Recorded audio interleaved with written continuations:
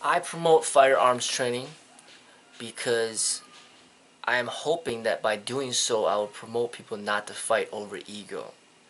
And if they do attempt to compete over ego or challenge each other over ego, they will be competing in safer ways, safer methods. So meaning a person thinks that they're better with the firearm than somebody else, then they could test it out with a Nerf gun game, or they could do paintballing, or they could do airsoft training, and to see who's more proficient, or to go to a firing range and to see who gets a better score. Um, these are all safe methods of training, and I promote that.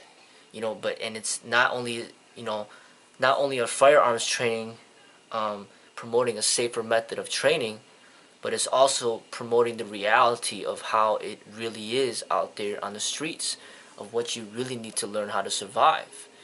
So I'm trying to promote firearms training so essentially it could lead towards more safer training methods for the population, more safer and more responsible training methods.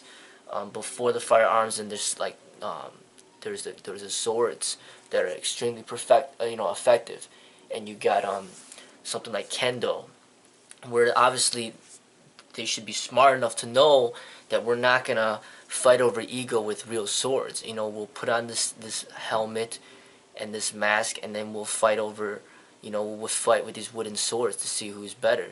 You know what I'm saying? And I see that's what the firearms training. Obviously, you should not be competing with real guns to see who's better. That's not intelligent. So people should, by themselves through common sense realize that, hey, we got to figure out a safer method to test our abilities.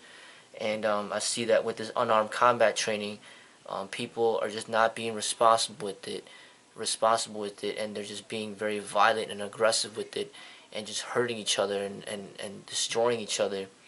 And that's not what martial arts is about.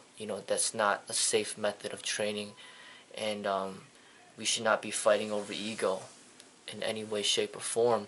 But if we do fight over ego because the people are not spiritually there yet, then at least test each other's ego in a safe way. And that's why I keep promoting the firearms training, because I feel that with the people that are intelligent, they will know that in order to test ourselves, we need to do it in a safe way. And in addition, this is the reality-based training of what we truly need to be prepared for out there in the streets.